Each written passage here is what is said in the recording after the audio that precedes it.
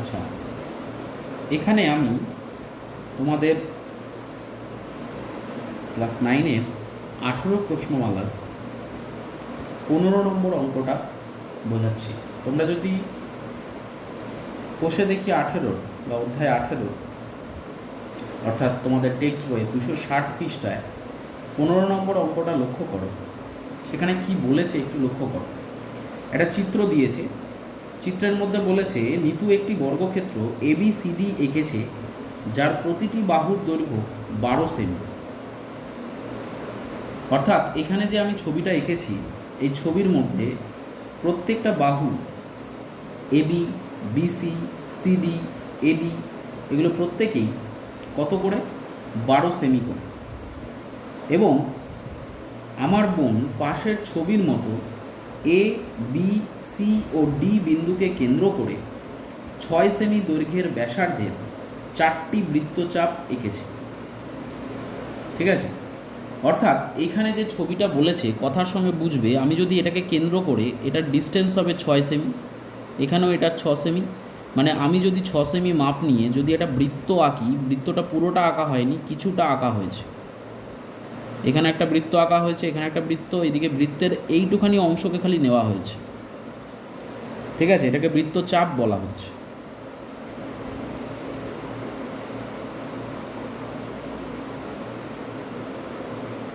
এবং কিছু জায়গায় নকশা এঁকেছে। হিসেব করে নকশা আঁকা ক্ষেত্রের পরিসীমা ও ক্ষেত্রফল বের করি। নকশা কোন জায়গাটা করেছে ছবিতে দেখতে পাচ্ছ বইয়ের, এই জায়গাগুলো নকশা করেছে। আমি জাস্ট এরকমভাবে তোমাদেরকে দেখিয়ে দিচ্ছি। অর্থাৎ এই যে জায়গাটা আছে, আমি যেখানে লাইনগুলো টানলাম, পার্টিকুলার এই যে গ্যাপটা, এর তোমাকে বের করতে বলেছে পরিসীমা আর ক্ষেত্রফল কত। সলিউশন আগেই ডিটেলসে পাঠানো হয়েছে, তো আমি তোমাদেরকে আপাতত এখানে বিষয়টা কি সেটা বোঝাচ্ছি।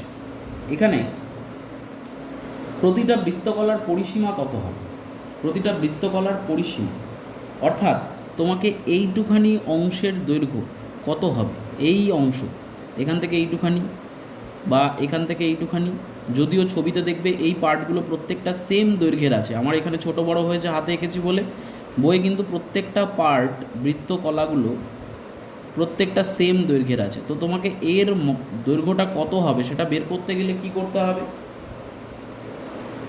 তুমি যদি এইটা দেখো এইটুখানি হচ্ছে, আমি যদি এই বৃত্তকে যদি এরকমভাবে এঁকে দেখাই তোমাদেরকে, যদি এরকম 4টে পার্ট করি, তুমি একটু ভালো করে লক্ষ্য করো, ঠিক এইটুখানি পার্টটা হচ্ছে তোমার এই ছবির মধ্যে আছে, এইখানে দেখো বা এইটা দেখলে প্রত্যেকটার ক্ষেত্রে এইটুখানি পার্টটা আছে, মানে একটা বৃত্তের 4 ভাগের 1 ভাগ আছে।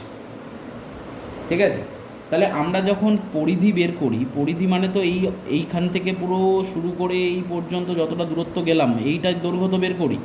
তাহলে শুধু এইটুখানির দৈর্ঘ্য বের করতে গেলে কি করতে হবে, টোটাল পরিধির 4 ভাগের 1 ভাগ হবে না, মানে 4টে টুকরো যদি হয় তাহলে এইটা একটা টুকরো না, এর দৈর্ঘ্য বের করা। তাই এই অংশটার দৈর্ঘ্য কত হবে সেটা বের করতে গেলে 1/4 ইন্টু 2 ইন্টু পাই ইন্টু আর, এখানে আর কত বলে দিচ্ছে তোমাকে, 6 বলে দিচ্ছে, ব্যাসার্ধের মান বলে দিচ্ছে 6। তাই 1/4 ইন্টু 2 ইন্টু পাই ইন্টু আর। ঠিক আছে, বুঝতে পারলে কথা। আর নকশা আঁকা যে ক্ষেত্রটা আছে, এই যে নকশা আঁকা ক্ষেত্রটা, এর পরিসীমা কি হবে, এর পরিসীমা বলতে এই 4টে যে পার্ট আমি পাচ্ছি, এই 4টের যোগ করলেই তো এর পরিসীমা পেয়ে যাব। পরিসীমা মানে কি, পরিসীমা জিনিসটা হচ্ছে যেমন আমরা যদি আমাদের বাড়ির চারপাশে যদি পাঁচিল থাকে, সে পাঁচিলের যে টোটাল দৈর্ঘ্য সেটাই তো পরিসীমা। আমি যদি একটা বাড়ির চারপাশে যদি একটা পাঁচিল আঁকি, পাঁচিল যদি আমি এরকমভাবে দিই, তাহলে এই 4টে বাহুর যোগফলই তো আমার পরিসীমা। ঠিক তেমনি বৃত্তের কি, বৃত্তের পরিধি যেটা বা সেটাকেই পরিসীমা আমরা বলতে পারি।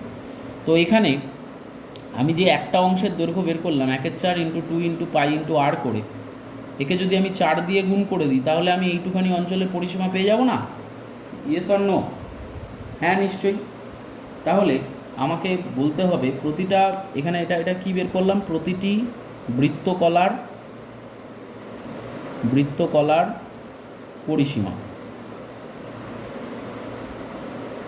তাহলে এইটুখানির দৈর্ঘ্য কত সেটা পেলাম, আর এই চারটে অংশের দৈর্ঘ্য যদি যোগ করি তাহলে এই অঞ্চলটা, ভেতরের যে অঞ্চলটা আছে তার পরিসীমা পেয়ে যাব। অর্থাৎ নকশা আঁকা ক্ষেত্রের পরিসীমা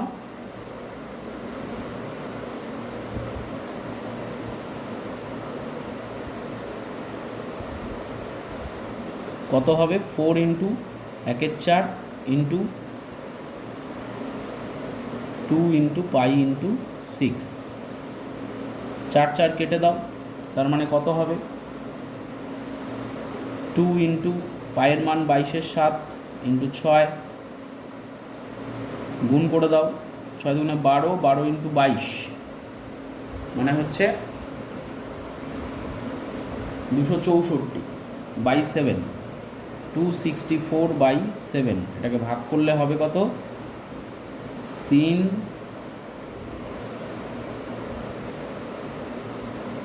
7 37.5/7 সেমি। এটা পেয়ে গেলাম আমি কি, এই যে রেখাঙ্কিত অংশটা বা অংশাঙ্কিত যে অংশটা আছে নকশা আঁকা, সেই অংশটার পরিসীমা পেয়ে গেলাম। এইবার একইভাবে প্রতিটা বৃত্তকলার ক্ষেত্রফল কত হবে? টোটাল বৃত্তের ক্ষেত্রফল হচ্ছে πr² সূত্র। তাহলে এখানে এইটুখানি অংশের ক্ষেত্রফল আমাকে বার করতে হবে। তো এইটুখানি অংশের ক্ষেত্রফল কী হবে? টোটাল বৃত্তের নিশ্চয়ই 1/4 ভাগ। তাহলে আমি প্রতিটা বৃত্তকলার ক্ষেত্রফল কি লিখব? লিখব হচ্ছে প্রতিটি বৃত্তকলার ক্ষেত্রফল কত হবে? প্রতিটি বৃত্তকলার ক্ষেত্রফল হবে 1/4 ইন্টু পাই ইন্টু আর এর মান বলেই দিয়েছে 6²। ঠিক আছে না?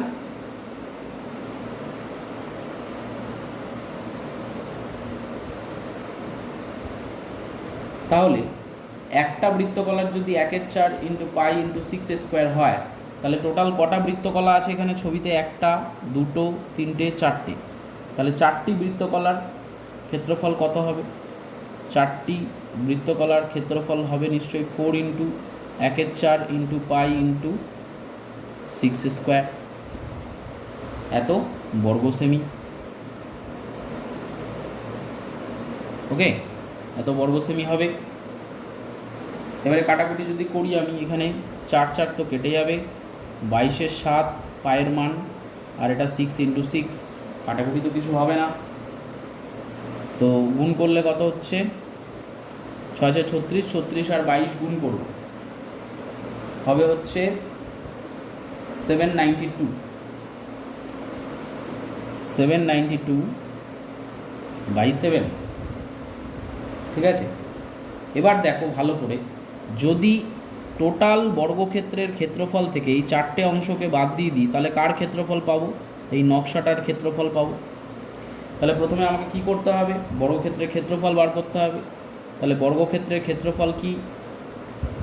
বর্গক্ষেত্রের ক্ষেত্রফল এখানে বলেই দিয়েছে তোমাকে যে বর্গক্ষেত্রের প্রতিটা বাহুর দৈর্ঘ্য 12, তাহলে বর্গক্ষেত্রের ক্ষেত্রফল হবে বাহুর দৈর্ঘ্য তার হোল স্কোয়ার, অর্থাৎ 12² মানে 144 বর্গ সেমি। এবারে 144 বর্গ সেমি থেকে আমি কাকে বাদ দিয়ে দেবো? আমি এই যে বৃত্তকলা যেগুলো ক্ষেত্রফল বার করলাম 4টের, অর্থাৎ এই 792/7, এটাকে মাইনাস করে দেবো। তাহলে নকশা আঁকা অঞ্চলের ক্ষেত্রফল পেয়ে যাব। তাহলে নকশা আঁকা ক্ষেত্রের ক্ষেত্রফল কত হবে? অবশ্যই 144 মাইনাস 792/7, বিয়োগ করো। 7 4 7 28, 8 হাতে 2,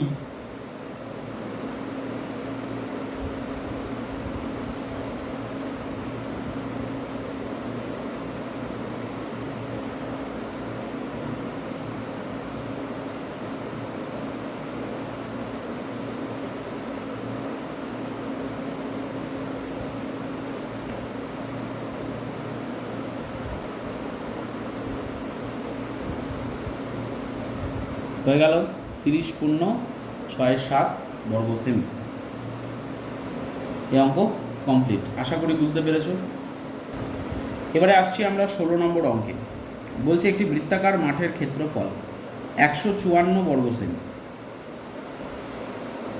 বৃত্তাকার মাঠটির পরিলিখিত বর্গক্ষেত্রের পরিসীমা ও ক্ষেত্রফল হিসেব করে লিখি। আর যদি বর্গক্ষেত্রটি বৃত্তাকার মাঠের অন্তর্লিখিত হতো তাহলে বর্গক্ষেত্রের পরিসীমা ও ক্ষেত্রফল কত হতো তা হিসেব করে লিখি। যদিও আমি হাতে এঁকেছি দুটো, বৃত্তটা প্রথমটা একটুখানি বেঁকে গেছে, বোঝা নিয়ে কথা, হাতে আঁকলে তো একটু বাঁকা হবেই, ওরকম পারফেক্ট হবে না, তবে বুঝতে হবে, বোঝাটা হচ্ছে ব্যাপার। তোমরা যখন আঁকবে ছবিগুলো চেষ্টা করবে পেন্সিল এবং স্কেল এবং কম্পাস, পেন্সিল কম্পাস ইউজ করে আঁকতে, তাহলে সুবিধা হবে। আর সবসময় বৃত্তটাকে আগে এঁকে নেবে, তারপর বৃত্তর চারপাশে তুমি বর্গক্ষেত্রটা এঁকে নেবে। আর আরেকটা জিনিস যেটা হচ্ছে সেটা হচ্ছে যে অথবা আগে বর্গক্ষেত্র এঁকে নিয়ে তারপর সেই বর্গক্ষেত্রের বাহুর যে কোনো একটা বাহুর একদম মধ্যবিন্দু যেটা আছে, মানে বাহুটাকে সমদ্বিখণ্ডকটাকে নিয়ে তার মাপ নিয়ে তুমি বৃত্তটা আঁকবে, একদম পারফেক্ট বৃত্তটা হবে। তো যাই হোক, এখানে বলেছে একটা বৃত্তাকার মাঠের ক্ষেত্রফল তোমাকে বলে দিয়েছে 154 বর্গ সেমি। এবার বলেছে বৃত্তাকার মাঠটির পরিলিখিত বর্গক্ষেত্রের পরিসীমা। এই পরিলিখিত কথাটার মানেটা কি বুঝতে হবে।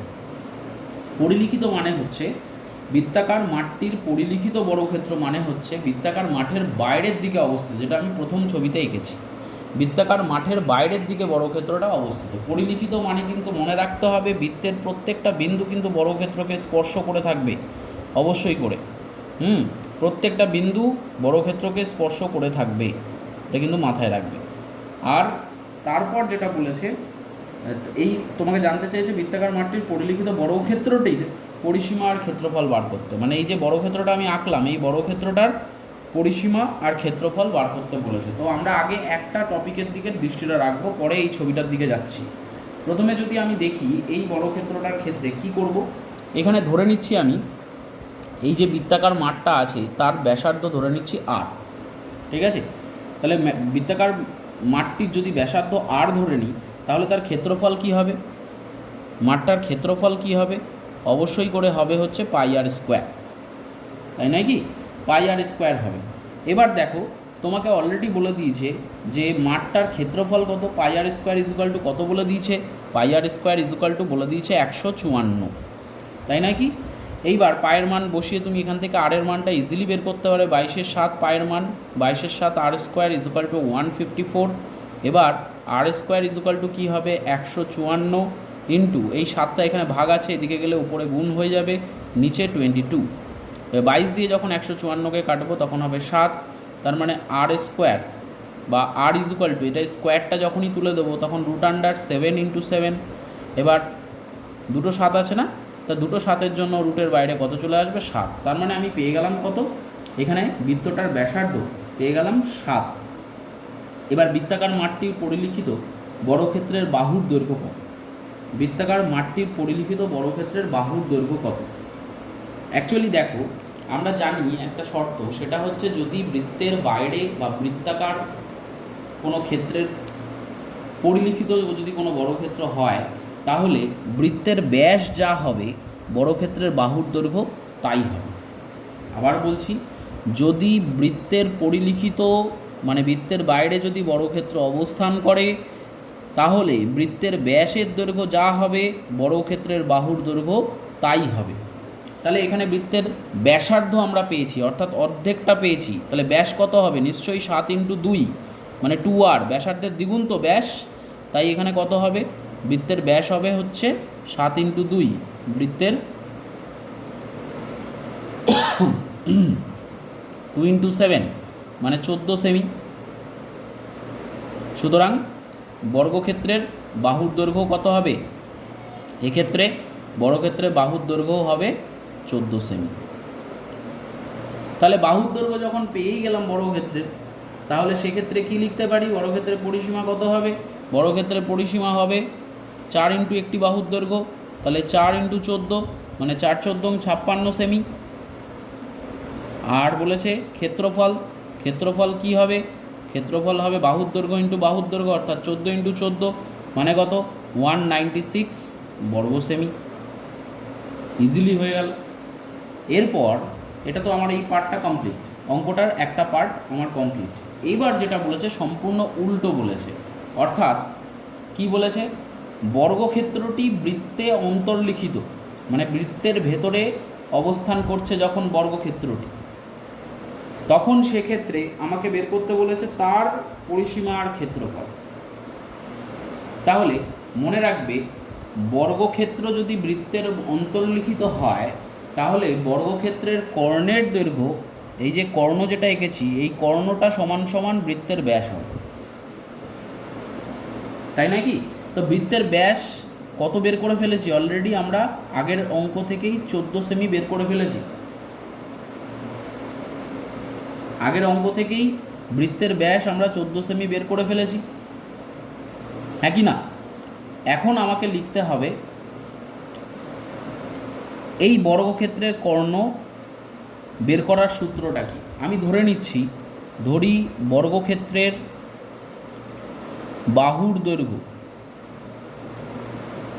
এ সেমি ধরে নিলাম, তাহলে কর্ণ কত হবে? বর্গক্ষেত্রের কর্ণ নির্ণয় করার সূত্র হচ্ছে √2 ইন্টু এ সেমি, এটা হচ্ছে বর্গক্ষেত্রের কর্ণ নির্ণয় করার সূত্র। তাহলে বর্গক্ষেত্রের কর্ণ যেটা এর ক্ষেত্রে, এই ছবির ক্ষেত্রে যেটা বর্গক্ষেত্রের কর্ণ সেটাই বৃত্তের ব্যাস। তো বৃত্তের ব্যাস তো আমি জানি কত, অন্তর্লিখিত বৃত্তের ব্যাস বলে দিয়েছি 14 সেমি।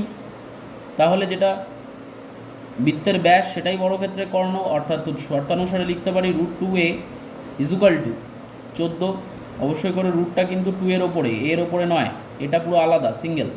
তো এখন কি হবে, a ইজুকাল টু কত হবে 14/√2।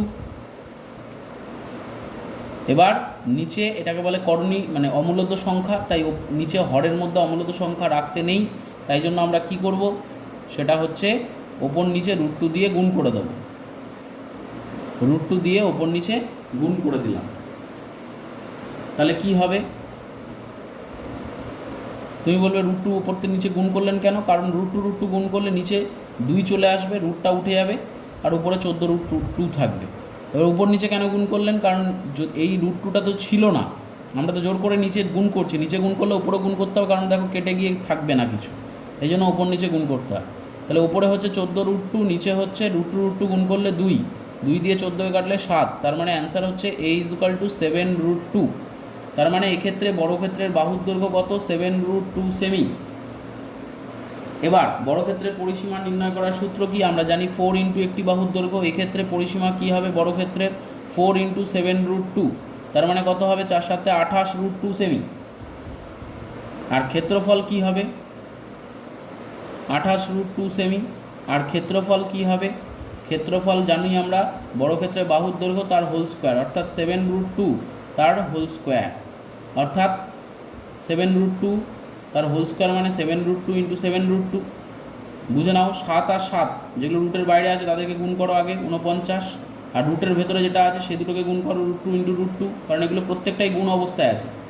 7√2 লেখা মানে 7 ইন্টু √2, এখানেও 7√2 লেখা মানে 7 ইন্টু √2, তাহলে 7 7 49 আগে গুণ করে নিলাম, আর √2 গুণ করলে হয় 2, তাহলে 49 দুগুণে কত হবে 98 বর্গ সেমি। ঠিক আছে, তাহলে আমাদের এই অঙ্কটাও কমপ্লিট হয়ে গেল। এবার যেটা আসছি 17 নম্বরের প্রথম যে চিত্রটা দিয়েছে সেই চিত্রটা বলেছে রেখাঙ্কিত অঞ্চলের পরিসীমা ও ক্ষেত্রফল বের করতে। রেখাঙ্কিত অঞ্চল বলতে আমরা যে এই অঞ্চলটা এঁকেছি রেখাঙ্কিত, এই অঞ্চলটার বের করতে বলেছে পরিসীমা আর ক্ষেত্রফল কত। এবার লক্ষ্য করো, এটা একটা সমকোণী ত্রিভুজ। কেন? কারণ সমকোণী ত্রিভুজ বলেই তার একটা কোণ 90 ডিগ্রি বলেছে, এবং এখানে ভূমি এবং লম্ব হচ্ছে সেম, মানে 12 সেমি 12 সেমি করে। এবার আমি যদি এবির দৈর্ঘ্য বার করতে চাই, আমি এটার দৈর্ঘ্য বলে দিয়েছি, যখন এটা একটা সমকোণী ত্রিভুজ, তার মানে অতিভুজ বার করতে গেলে আমরা পিথাগোরাসের ল কি জানি, পিথাগোরাসের সূত্র কি জানি। পিথাগোরাসের সূত্র সমকোণী ত্রিভুজের ক্ষেত্রে কি হয়, অতিভুজ স্কোয়ার ইজ ইকুয়াল টু লম্ব স্কোয়ার প্লাস ভূমি স্কোয়ার। তার মানে অতিভুজ এখানে যদি আমি দেখি এবি স্কোয়ার ছবিতে, লম্ব কোণটা এও স্কোয়ার, এটা লম্ব যেটা দাঁড়িয়ে আছে, প্লাস ভূমি কোণটা ওবি স্কোয়ার। ওকে, তাহলে এবির মান বের করতে গেলে কি করতে হবে? রুট আন্ডার এও স্কোয়ারের মানে ভ্যালু কত বলেছে তোমাকে? 12 বলে দিয়েছে, তার মানে 12 স্কোয়ার, আমি মানটা ডাইরেক্ট বসিয়ে দিচ্ছি। ওবির মান কত? 12 বলেছে, 12 স্কোয়ার। এবার এবির ভ্যালু কত হবে? 12 এখানে কত হয়? 144 প্লাস 144, তার মানে কত হবে? 288।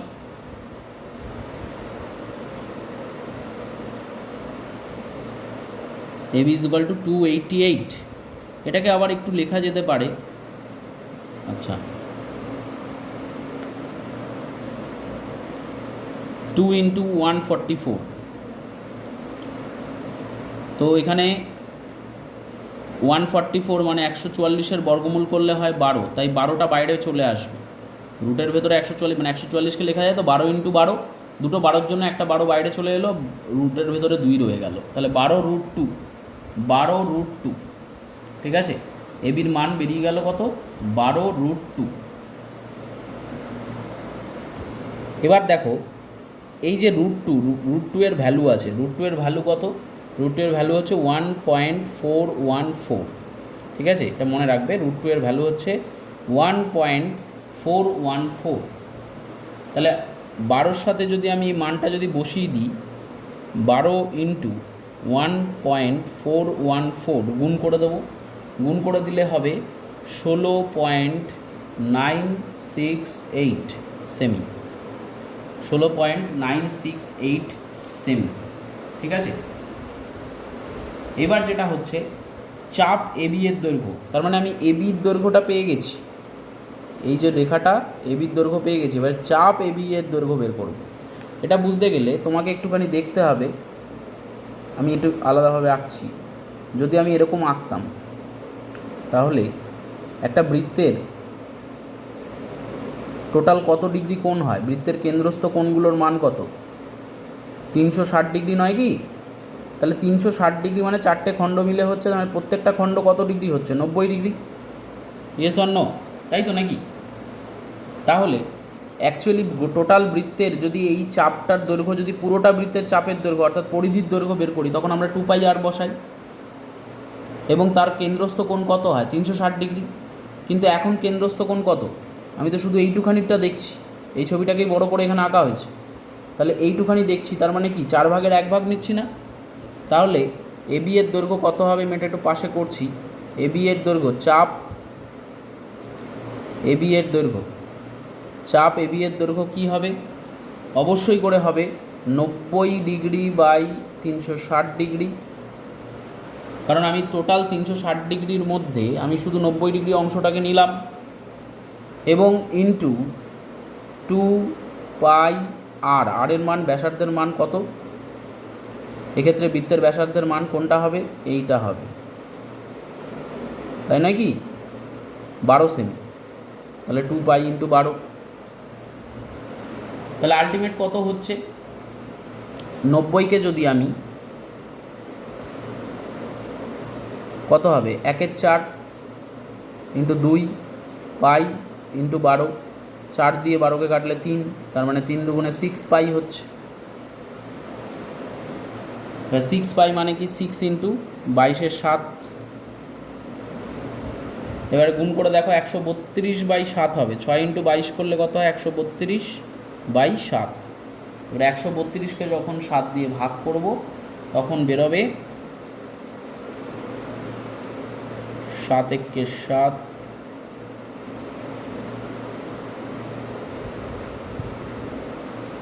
18.857 সেমি।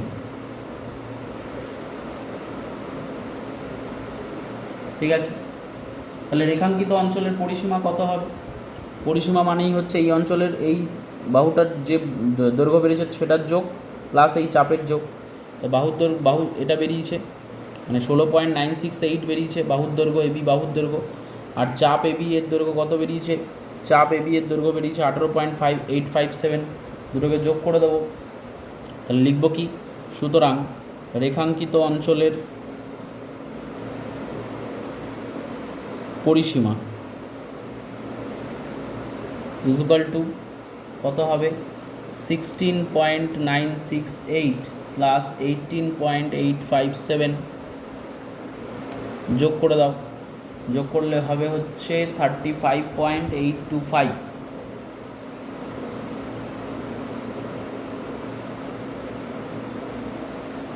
ঠিক আছে, বা এটাকে লেখা যেতে পারে 35.83 সেমি প্রায়। ঠিক আছে, কেন 3 লেখা যেতে পারে একটু বলে দিই।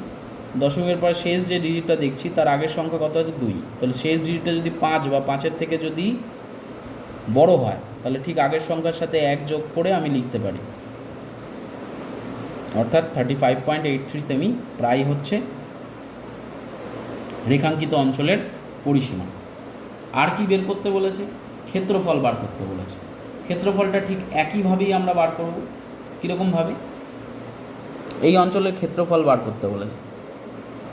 কীভাবে বের করব একটু দেখে নাও।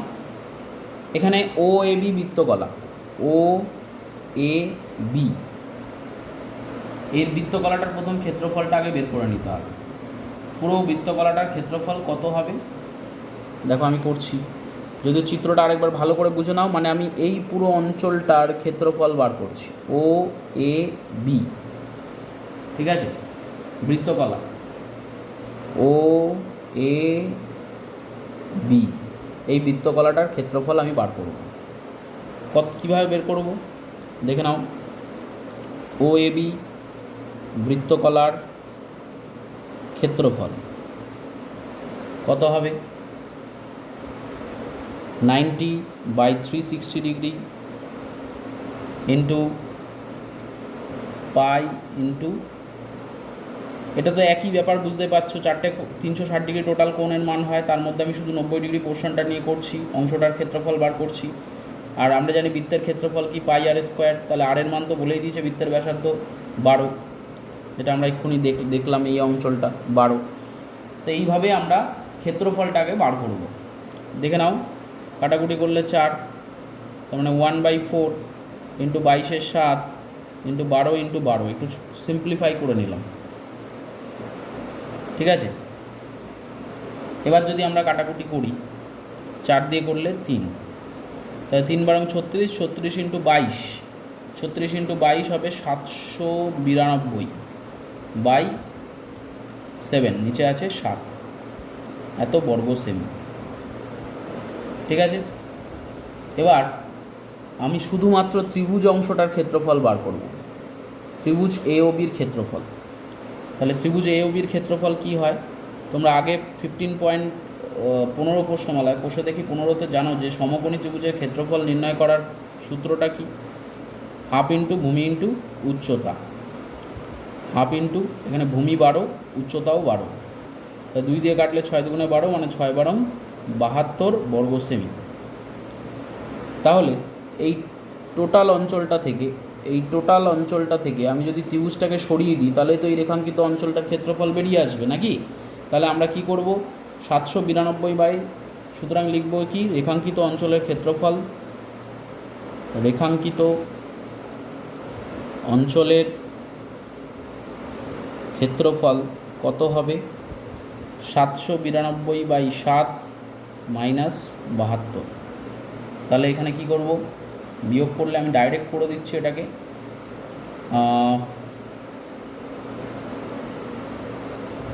288/7, 288/7, এটাকে ভাগ করলে কত হবে, 4, 1, 41, 1, 7 বর্গ সেমি। ঠিক আছে, তাহলে দেখো একটা ছোট্ট খালি অংশাঙ্কন করে দেওয়া একটা ছবি ডায়াগ্রাম, তার সলিউশনটা কতটা বড় হলো। তা বাড়িতে যদি প্র্যাকটিস না করো প্রচুর মাত্রায়, এগুলো কিন্তু সম্ভব নয়। আমি চেষ্টা করছি যতটা পারা যায় ভিডিও করে দেওয়ার, পরের দিনকেও দেবো, কিন্তু নিজেদের আগে প্র্যাকটিস করতে হবে। এর পরের যেটা ছবিটা আছে সেটা নিজেরা ট্রাই করবে, তারপরে আমি করাবো। দেখো নিজেরা কতটা পারো, আর আমার তো সলিউশন আগে থেকেই তোমাদের দেওয়া আছে, সেই সলিউশনগুলো দেখে দেখে বোঝার চেষ্টা করো। আমি পরের দিনকে আবার এরকম ধরে ধরে প্রত্যেকটাই ভিডিও করে হোক বা লাইভ হোক, যেটা হোক বুঝিয়ে দেবো। ওকে।